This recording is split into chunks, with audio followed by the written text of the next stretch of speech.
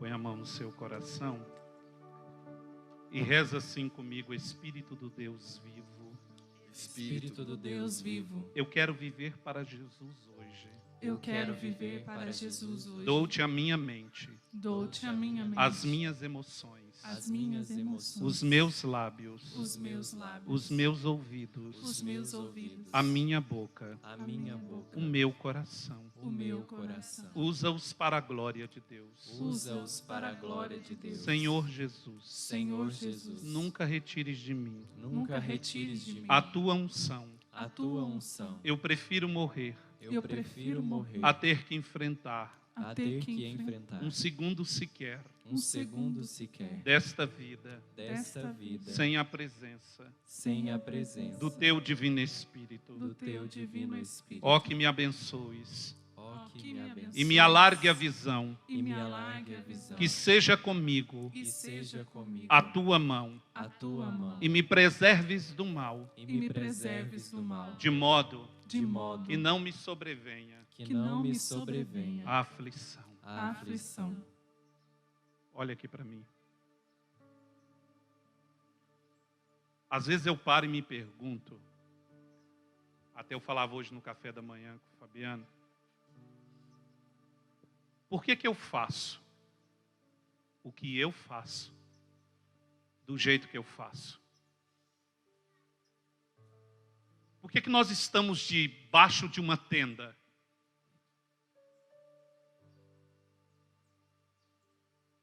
Por que a gente está fazendo, o que a gente está fazendo da nossa vida? Qual é o sentido que nós temos? Qual é o sentido que vocês têm de largar um sábado para vir tocar, para vir cantar, para ficar debaixo de uma lona que daqui a pouco vai estar insuportável de tanto calor? O que nos move estar aqui nesse dia, sabe, fazendo, sei lá para quem está nos vendo em casa, quando na verdade nós poderíamos estar no secreto e orando, e que talvez surtiria o mesmo resultado? O que nos move sair de casa? O que me moveu sair lá de Cachoeira Paulista com a minha família nesse final de semana, onde eu poderia muito bem, eu sou cinegrafista, eu poderia muito bem estar fazendo câmera, operando câmera. O que é que nos move estar aqui? Você pode me dizer, é Deus? Show de bola, beleza, é o Senhor Deus. Mas muito mais, o Senhor Deus está nos movendo e está levantando uma geração para ter paixão pelas almas. O Senhor está nos levantando para termos gana por almas. Fatioio, vadoio. Faço eu, vou eu. Diante de todas as adversidades, diante de todos os intempéries da vida, o que nós vamos fazer daqui das 8 da manhã até, 19 horas? Nós vamos ganhar almas. Se o objetivo for esse, um copo d'água, viu, irmão, enchendo minha garrafa, um copo d'água, nós podemos salvar almas. Um dedilhar, nós podemos salvar almas. Uma escuta profética, onde quer que você esteja, nós podemos salvar almas. Não há outro intuito de nós estarmos aqui reunidos hoje. Hoje é o dia de nós saquearmos o inferno, amém? Hoje é dia de nós nos enchermos da presença de Deus e a comunhão dos santos. Eu sei que pessoas vão ter uma explicação melhor, mas o que é a comunhão dos santos? Só para a gente começar. A comunhão dos santos é eu fazer algo tão bem feito que do outro lado do mundo, uma pessoa está sendo atingida nesse exato momento. Nós rezamos cerca de 40 minutos. Nós não temos, nem ela tem a dimensão de quantas almas foram salvas nesses 40 minutos. Ontem eu via pelos stories, as pessoas, todo mundo aqui trabalhando, alguém arrumando aquilo ali, alguém carregando isso. Agora eu vi uma pessoa carregando uma mesa, vi uma pessoa carregando isso, carregando aquilo. Você não tem noção. noção de quantas almas você salvou por carregar uma caixa.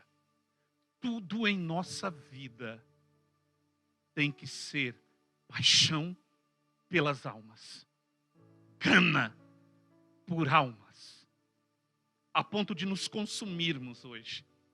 Ah, Deus, como eu desejo o dia em que nós entremos numa tenda dessa e a glória de Deus, a Shekinah de Deus, desça. Como lá em 2 Crônicas, onde eles não podiam se levantar, não podiam se mover, porque a glória foi tomada.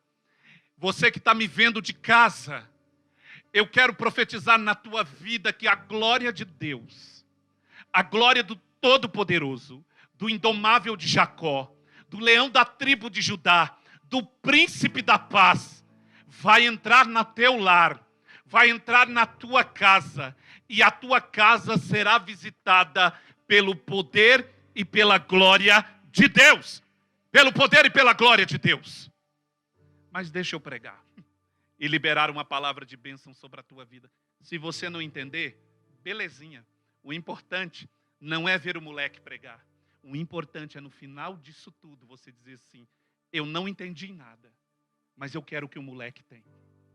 Eu quero esse trem que está dentro dele. Eu quero esse Deus vivo.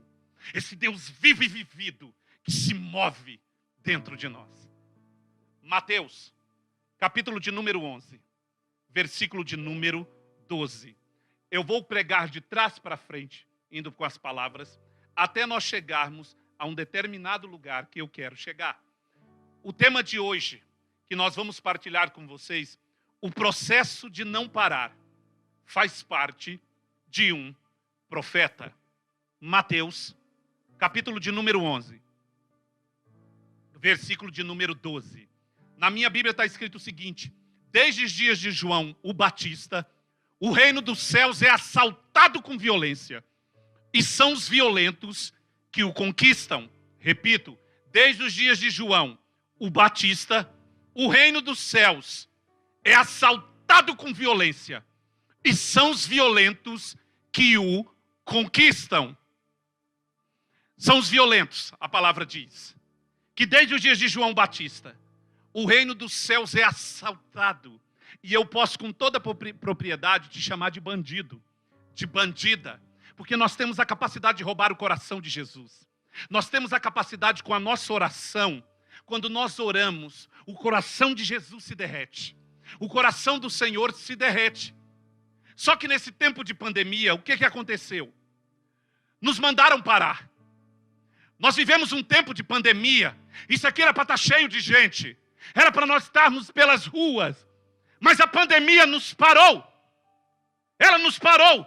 Igrejas foram fechadas. Grupos de oração pararam. Houve o tal do isolamento social. Houve o tal, gente, pessoas abandonaram o ministério. E nunca, em toda a história da igreja, tantos profetas, homens de Deus, mulheres de Deus, abandonaram o ministério como neste tempo. Como neste tempo. As pessoas se isolaram. Nós não podíamos abraçar. Nós não podemos nos tocar. Nós não podemos nos beijar. O famoso soquinho. Odeio soquinho. Um dando um murro na boca. Desculpa, não posso falar. Mas não dando um murro. Entendeu? Nós vivemos do soquinho. O bendito soquinho, ou tchau, ou oi, ou de longe. Pessoas isoladas em casa. Pessoas isoladas em casa. E aí eu me lembro de Jeremias, no capítulo 2, versículo de número 13, que ele diz: eu tenho um duplo delito contra o meu povo. Eles abandonaram a mim, que sou fonte de água viva, para cavar para vós cisternas vazias, rachadas, que não retém água. Nós abandonamos o Deus vivo. O Deus vivo tem se queixado. Abandonamos o Senhor. Passamos a seguir. Vai dar certo, gente. Passamos a seguir a tal da missa virtual. Entendeu? As igrejas fecharam. E nós passamos a viver uma missa virtual. uma lei esquisita, uma lei da sobrevivência, em que eu pensava o quê? A farinha é pouco, meu pirão primeiro. Eu preciso me cuidar, eu preciso me salvar. Eu não posso pegar vírus, eu não posso me aproximar de tal pessoa, eu não posso me aproximar. E nós abandonamos o Deus vivo. Nós abandonamos. A ponto de lá em Isaías, no capítulo 1, ele diz o seguinte: um boi conhece seu proprietário, um jumento a manjedoura da casa do seu dono, mas Israel não me conhece. Sabe o que está dizendo aqui, gente? Você não pode ser chamado de jumento, porque o jumento sabe quem é seu dono. Você não pode ser chamado de vaca, de boi, de cavalo, porque ele conhece o seu dono. É uma queixa do Deus vivo. E essas palavras iam entrando no meu coração. E eu gritava: meu Deus, é uma queixa do Deus vivo. O Deus vivo está se queixando. Um jumento me conhece, um boi conhece seu proprietário, mas Israel, que sou eu e que é você, não conhecemos mais o Senhor. Por quê? Porque diante do processo de uma pandemia, nós paramos. Nós paramos. E talvez você diga para mim: não, Fábio, eu como profeta da casa do Senhor, eu não parei, mas nós somos um corpo profético.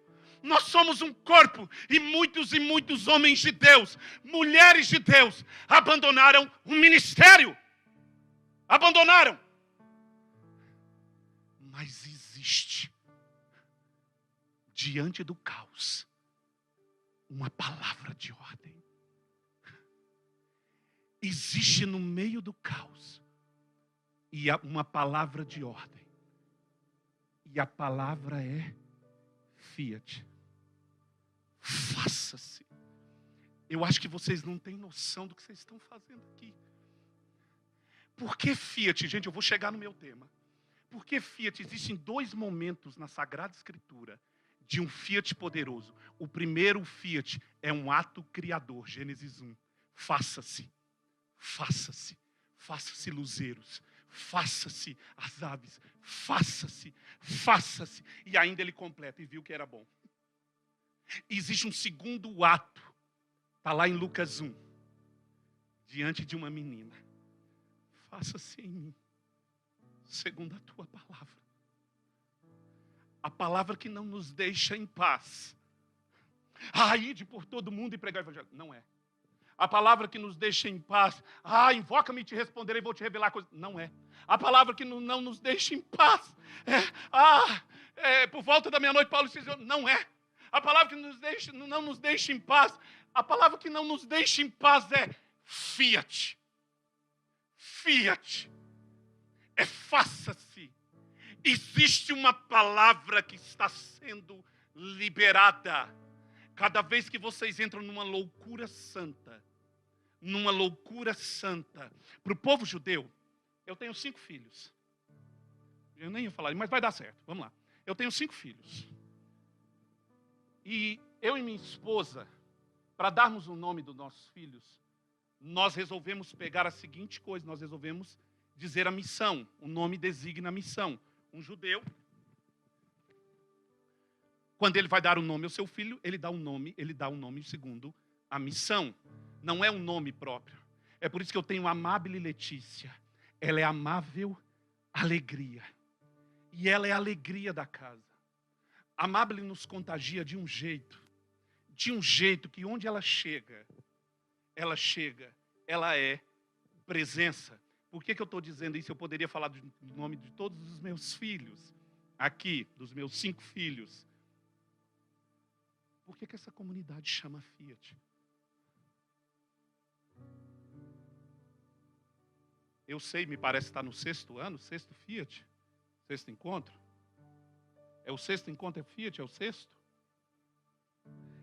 E eu fico me perguntando por que esse encontro chama Fiat. Não é porque a gente está dizendo que, é em homenagem a ela. Não, gente, é uma missão. Faça-se. Viveram 6 anos. 6 anos. Trancado numa chácara, com merrinha de gente. 100, 200, 1000. 1000 e tantas pessoas.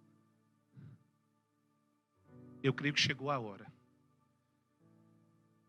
que esse encontro foi feito para os fins dos tempos. Para começar a proclamar. Se eu começar nesse dia a proclamar, faça-se. Faça-se. Faça-se. O processo de não parar, o processo de parar, ele vai ser quebrado. Cara, gente, é muita loucura, né? Ai, meu Deus. É muita loucura. Porque nós estamos parados. Eu estou esperando uma tal de pandemia acabar para fazer as coisas. Faça-se. Faça-se. Água parada, gente. Dá mosquito, dá dengue.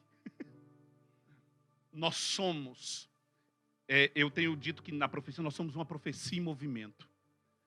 O Fiat é uma profecia em movimento. Você que está me vendo em casa é uma profecia em movimento. E eu me recordo agora de Jeremias, capítulo de número 29, que fala da carta aos exilados. Carta aos exilados. E me remete também ao Salmo 137, quando pendurávamos os nossos instrumentos. O pessoal ficou 70 anos na Babilônia. Escravo, alguns dizem 72. Penduraram os instrumentos.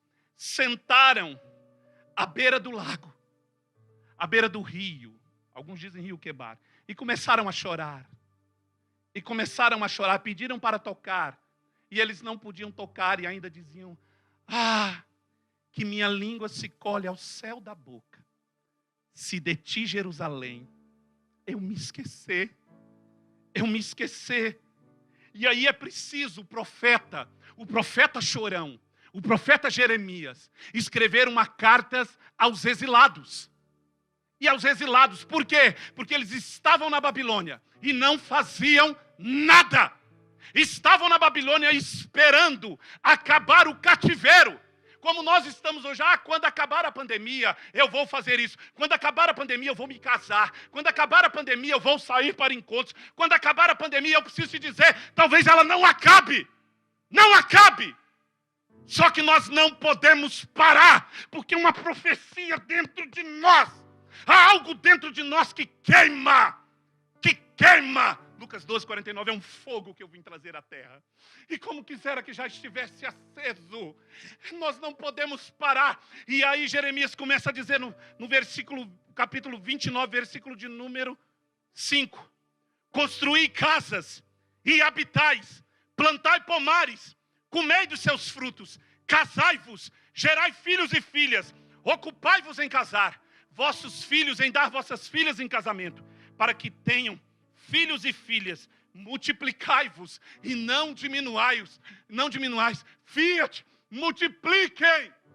Filho de Deus, é tempo da multiplicação. É tempo da multiplicação. O processo de não parar. É o processo de não parar. Por quê? Porque somos profetas da casa de Deus.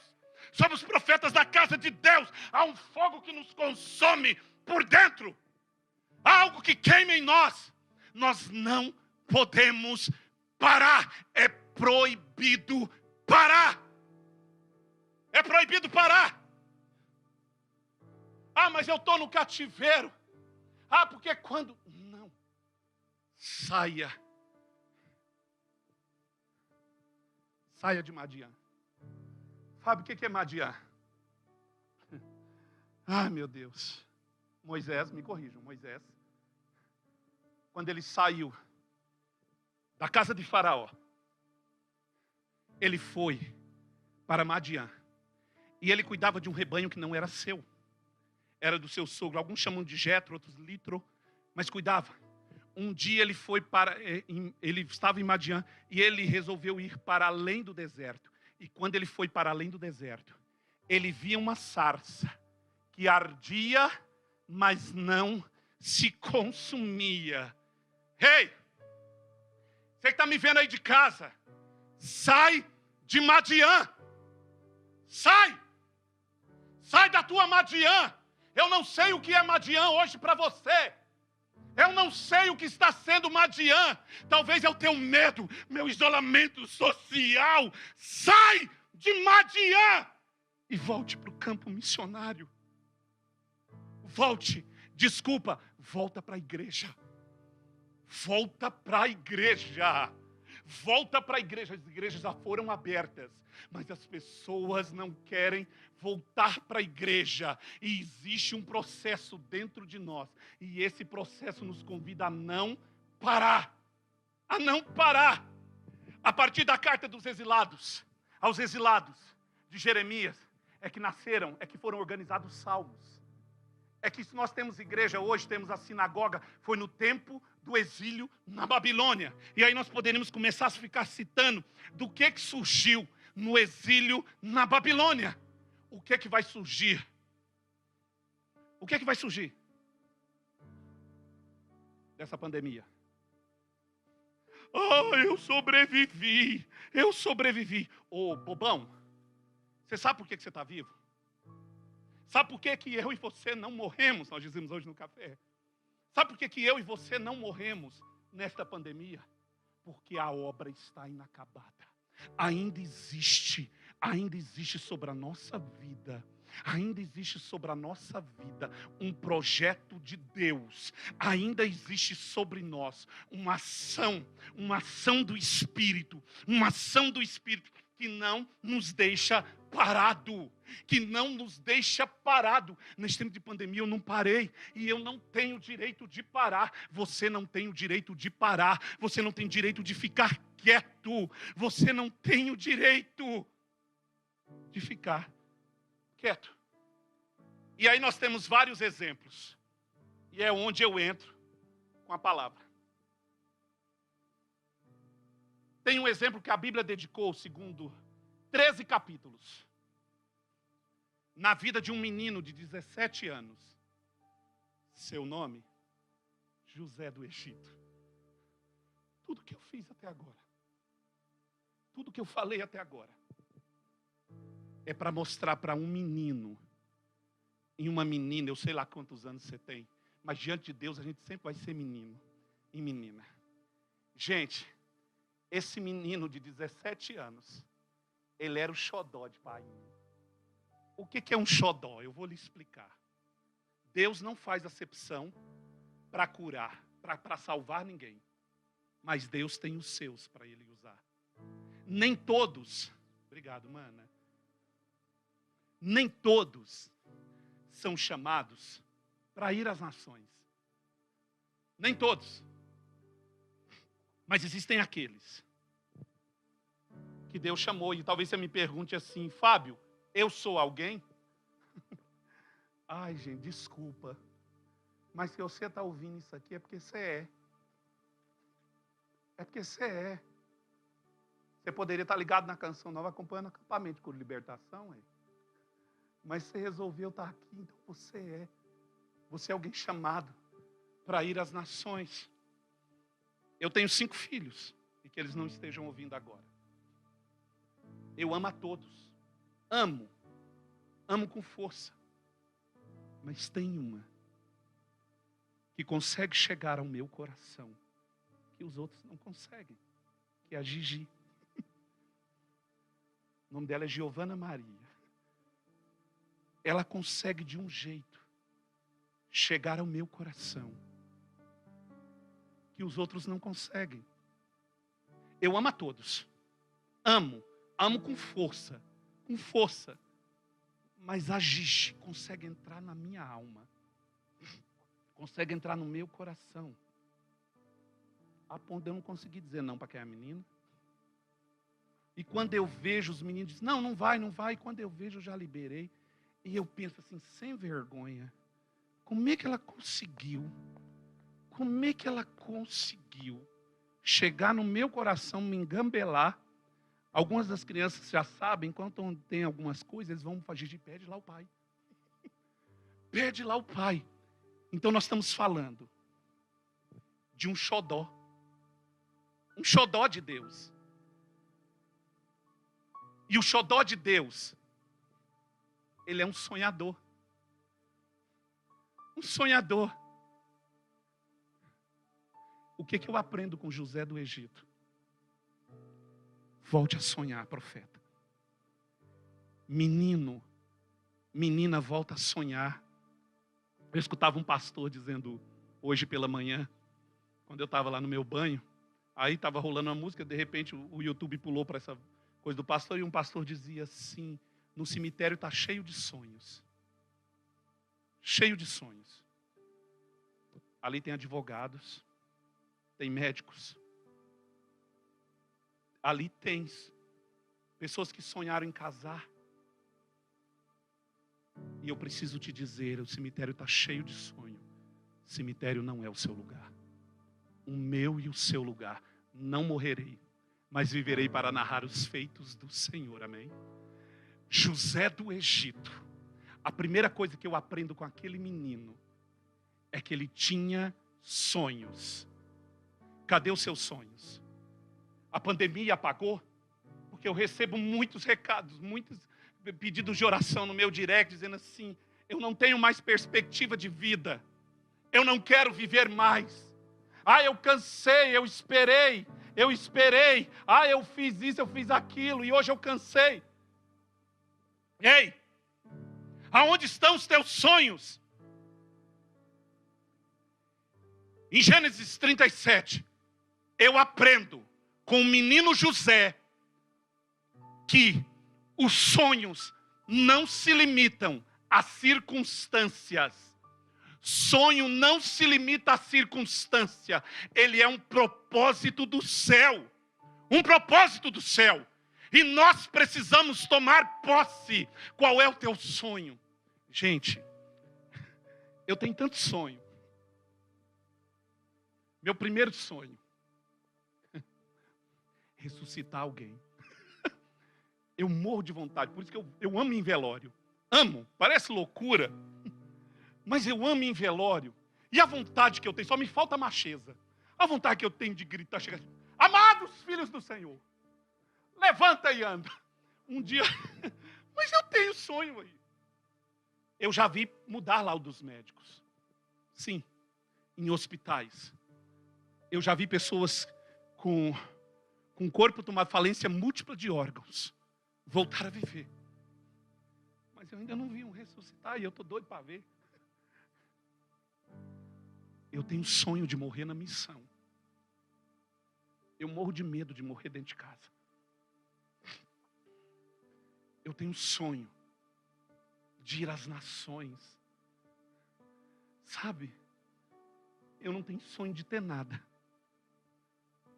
Eu só queria honrar a Deus com a minha vida até o último instante dela. Qual é o teu sonho? Com José do Egito, em Gênesis 37, eu aprendo a não desistir dos meus sonhos, mesmo diante das adversidades. Com José do Egito, em Gênesis 37, eu aprendo a identificar as bênçãos disfarçadas de provações. Existem bênçãos que estão disfarçadas de provações. E a gente pensa assim: que bênção. É só quando Deus me abençoar. Eu comprei minha casa. Eu estou com saúde. Eu estou com isso. Eu ganhei isso. A paz na minha família. Não! A bênção também vem na adversidade. Com José do Egito, eu aprendo, lá em Romanos 8, para mim, José do Egito, ele já estava vendo ele já estava vendo em Romanos 8, que os sofrimentos do tempo presente não têm proporção com a glória que há de ser manifestada em Cristo Jesus. Em Cristo Jesus, os sofrimentos que nós vivemos não têm proporção com a glória. Tem proporção com a glória. Gente, isso não deixa ser doido, não. Vai me dando uns negócios aqui. Ai, meu Deus, eu vou falando assim, eu vou ficar doido. Eu vou ficar doido ontem quando eu ia lendo essas palavras. Eu falava, meu Deus, que loucura. Ai, meu Deus. Eu aprendo com José do Egito a identificar as bênçãos disfarçadas de provações. Fábio, por que eu não fui curado? Fábio, por que o câncer chegou na minha casa? Por que meu marido me deixou?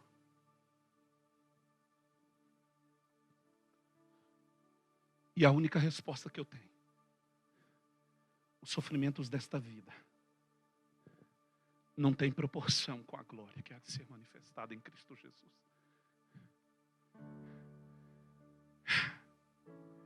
Ah, José é um sonhador.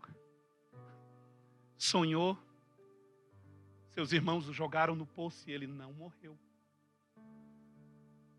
Segundo alguns historiadores, o poço estava vazio. E naquele tempo o poço vazio só dava 2 tipos de bichos: serpentes e escorpião. Na Sagrada Escritura não relata, mas eu acredito que aquele menino foi picado. Na Sagrada Escritura não relata, mas para alguém ser jogado num poço fundo, no mínimo, me parece que no mínimo 6 metros, depois alguém me corrija, no mínimo 6 metros, deve ter sofrido escoriações se não quebrou a perna. Se não quebrou. Na minha Bíblia não diz. Aquele menino não murmurou. Por quê? Porque ele estava preso em uma promessa. Em uma promessa. O que eu aprendo com José do Egito em Gênesis 39? Cita só em um capítulo 4 vezes a mesma palavra. Sabe qual é a palavra? E o Senhor estava com ele. E o Senhor estava com ele. Ele foi tirado do poço, vendido, foi trabalhar na casa de Potifar. E tudo que José do Egito tocava, ele tinha êxito, segundo a Bíblia. Ele prosperava. E o Senhor estava com ele. O Senhor está com ele. O que eu aprendo, profeta? Por que eu não posso parar? Porque o Senhor está comigo. Você pode bater no peito aí na sua casa e dizer: o Senhor está comigo. O Senhor está comigo. E em tudo que fores fazer terás êxito. Êxito é hora de nós começarmos a pormos o Senhor na frente. É hora de nós, tudo que nós formos fazer, nós começarmos a perguntar para o Senhor: é para fazer? É para ir, é para isso, Fábio, mas é uma boa ação, eu sei que é uma boa ação, mas pergunte para Deus, tenha coragem de perguntar. Ele estava na casa de Potifar, ele cuidava das coisas, tinha êxito em tudo. Por quê? Porque o Senhor estava com ele nesse tempo de pandemia que ainda não acabou. Meu irmão, aprenda a estar com o Senhor, a estar com Ele. Quase todas as noites, quando eu estou sozinho, eu sou visitado por Deus. Essa noite, quando eu me lembro, era 3h15 da manhã. Já estava chovendo. E eu ainda não tinha conseguido dormir. E eu olhava para dentro do quarto e dizia: o Senhor está aqui. Mas eu preciso descansar, porque eu estou cansado.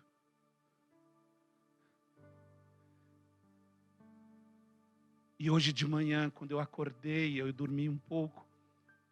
E quando eu acordei, eu senti aquela presença. Eu sei que fé não é sentimento. E sentimento não é fé. Mas eu estou pedindo em nome de Jesus, que você sinta a presença de Deus. Sinta a presença de Deus. Que você sinta essa presença. José do Egito sem dúvida, sentia a presença de Deus. Deus estava com ele. Deus estava com ele. José do Egito estava na casa de Potifar. E a mulher de Potifar, bandida, queria ter um caso com um moleque, com um rapaz. Mas ele amava o seu Senhor mais do que tudo. Eu aprendo com José do Egito, em Gênesis 39, versículo 7, a fugir das tentações. Fuja das ocasiões de pecado. Nunca em toda a pandemia, tantos casais se separavam. Em tanta pandemia, o índice de suicídio subiu. Assustador. Nesse tempo de pandemia, nunca se houve tanta pornografia.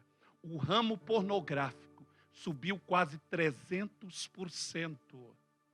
300%, segundo a última pesquisa. Subiu. Nunca nesse tempo de pandemia houve tantas crianças foram molestadas.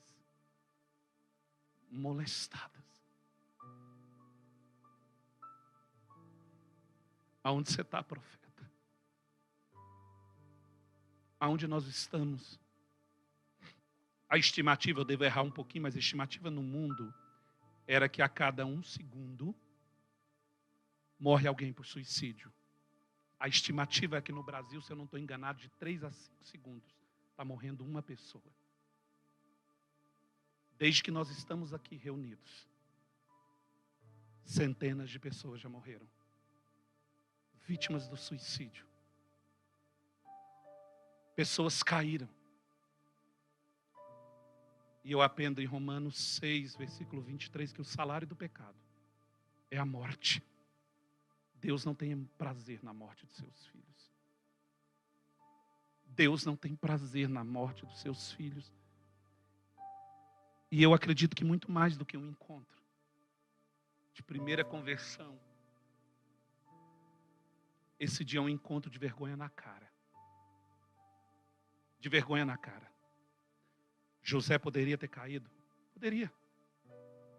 Mas ele fugiu da tentação. Ficou 2 anos preso. 2 anos. Na prisão. E ele tinha êxito. E o Senhor estava com ele na prisão. Diz a palavra. 2 anos. Até que vai um padeiro e um copeiro lá. E ele, fala de mim.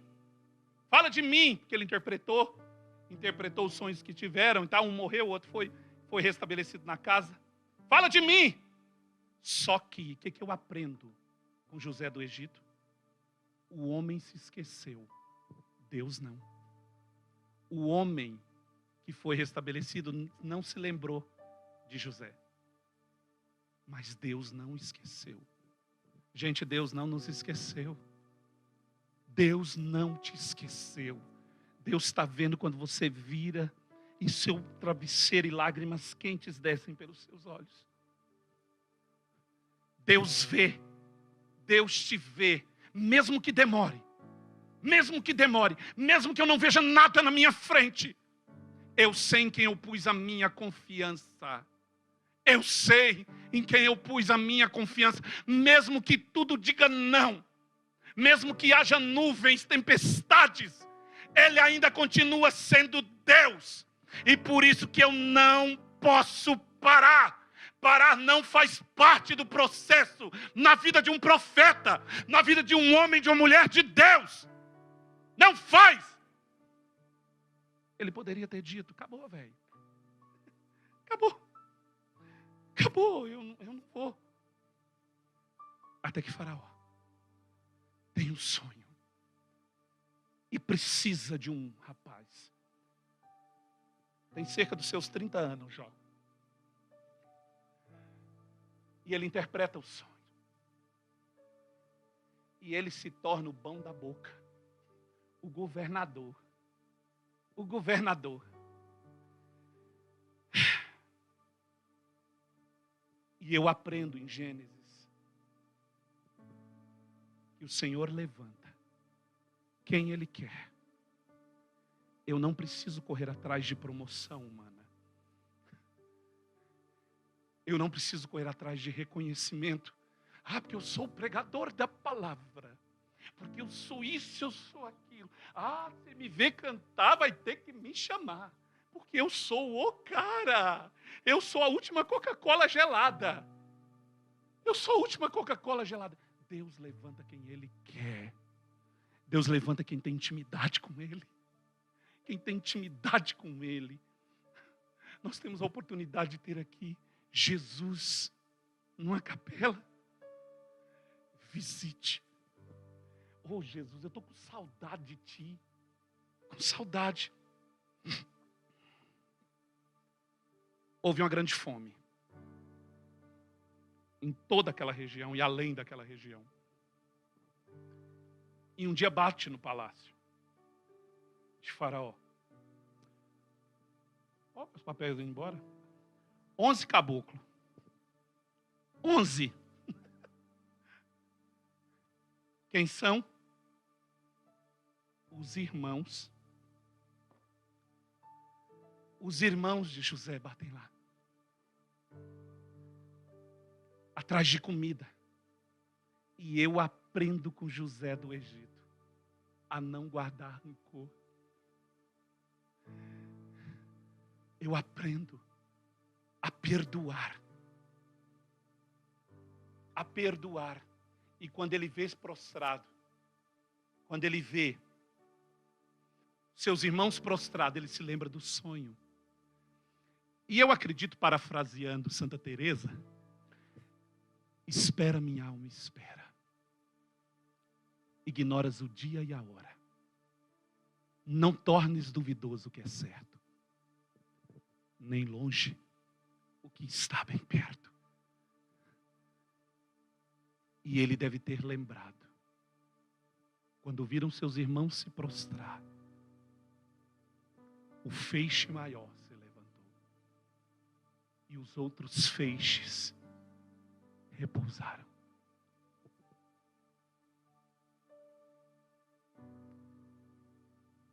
Eu às vezes me pergunto para Deus, quando é que vai se cumprir tudo que Ele prometeu a meu respeito? Quando é que vai se cumprir? E eu só escuto uma palavra de Deus.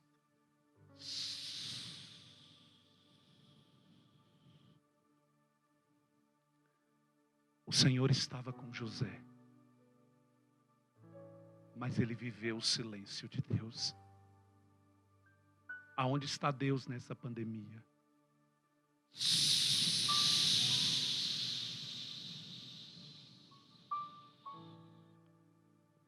Aonde está Deus? Quando ele não foi capaz de curar o Claudião, meu irmão de comunidade.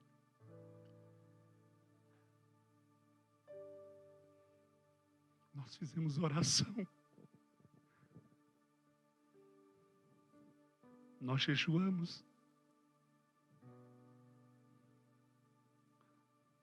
Onde é que estava Deus? E nós só parávamos no centro de evangelização com o caixão dele. E toda a comunidade chorando. E eu olhava para o céu tendo que fazer câmera no velório dele. E a única coisa que eu ouvia era...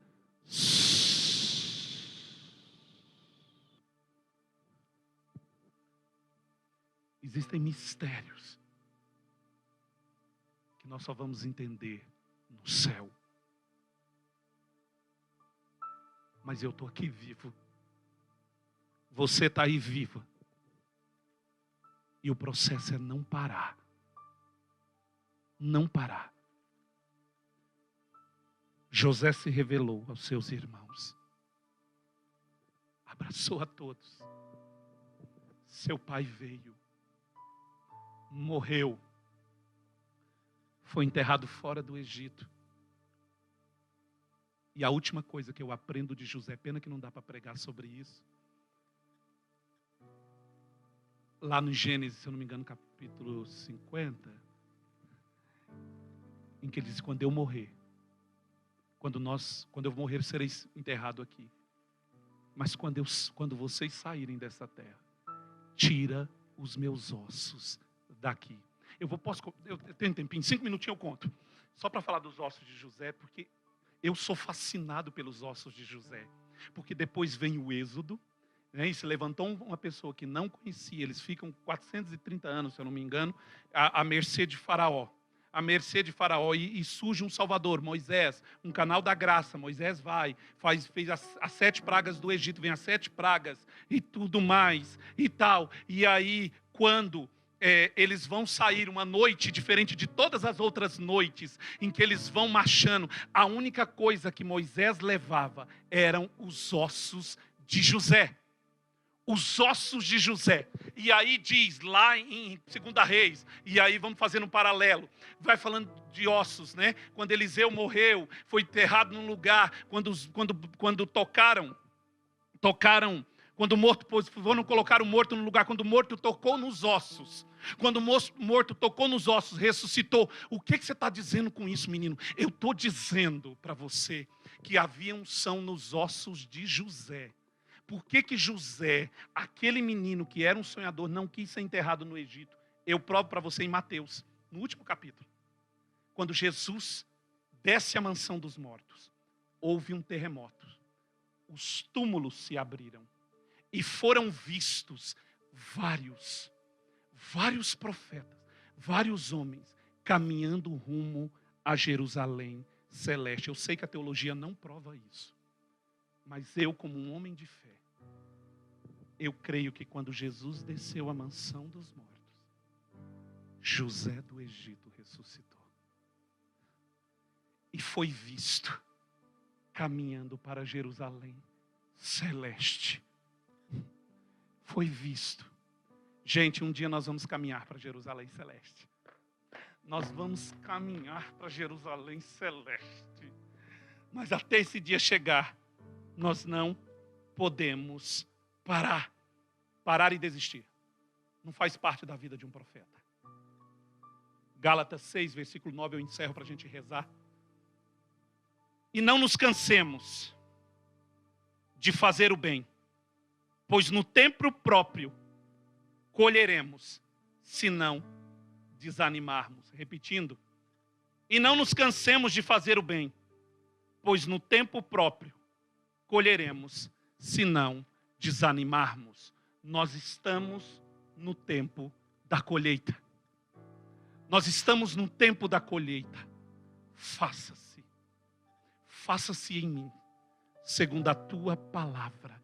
E se nessa manhã, quando eu terminar minha palestra, você fosse para um cantinho e dissesse para Deus: eu não entendi nada do que o moleque falou, mas faça-se em mim, segundo a tua palavra. Que eu seja como José do Egito, que o Senhor esteja comigo. Que eu seja como José do Egito, que eu tenho sonhos. Que eu seja como José do Egito, que eu sei perdoar, que eu não me resista às tentações. Que eu seja como José do Egito, que não espero nada do homem, mas sim de Deus. Que eu seja como José do Egito, que eu aprenda a perdoar. Que eu seja como José do Egito, que os meus ossos, a unção está nos ossos, gente, não está na carne. A unção, nós não podemos apalpá-la. A unção está no meu osso, nos nossos ossos, porque a nossa carne nos engana, a minha e a sua carne nos engana, e a unção está nos ossos, assim como estava nos ossos de José. Eu fico pensando, 430 anos mesmo, me corrijam, de cativeiro. Eu fico pensando, lá para o 100º ano, a pessoa olhava assim e dizia: eu não aguento mais. Eu não aguento mais, eu vou me suicidar. E alguém lembrava das histórias dos antigos, dos pais, e diziam assim: não, ei, tem promessa enterrada aqui. Tem promessa enterrada aqui. Que promessa? Tira os meus ossos daqui. Tem um menino enterrado aqui. Alfenas, tem promessa enterrada nessa cidade. Tem promessa enterrada nessa cidade. Tira os ossos daqui. Uma pátria celeste.